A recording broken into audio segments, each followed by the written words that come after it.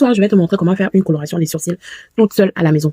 Mais avant ça, je t'explique un peu ce qui m'arrive avec mes sourcils. C'est que ça fait 2 ans à peu près que j'ai décidé que je ne m'épile plus le sourcil parce que j'ai vraiment envie qu'il s'épaississe. Parce que quand je m'épile le sourcil toute seule, et vous savez que souvent quand tu es là en train de toucher ton sourcil, t'as pas forcément assez de recul. Et je me suis rendu compte qu'au fil du temps, mon sourcil s'est énormément affiné. Donc, ce que je fais actuellement, c'est que souvent, je me fais une petite coloration. Et aujourd'hui, coloration sourcil. Et aujourd'hui, je suis passée chez Action ce matin et j'ai chopé ces couleurs. Donc, je vais servir de cobaye ce soir pour vous, d'accord? On va tester. Alors, on va tester ces couleurs.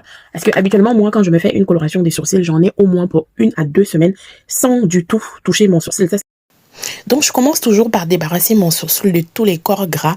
Après, je vais venir faire le mélange de mes deux couleurs. Ici, j'avais le noir et le marron.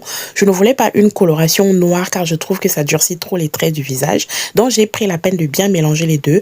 Je mets quelques gouttes d'oxydant. Je viens contourner mon sourcil avec de la vaseline pour éviter les débordements de couleur. Après, tu te munis d'un pinceau de maquillage.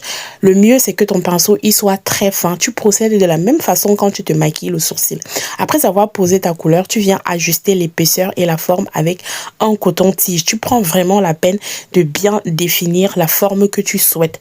Ensuite, tu laisses poser 20 minutes et après les 20 minutes, comme tu peux le voir sur la vidéo, tu viens tout simplement rincer avec des petits cotons que tu auras au préalable trempés dans de l'eau. Bisous!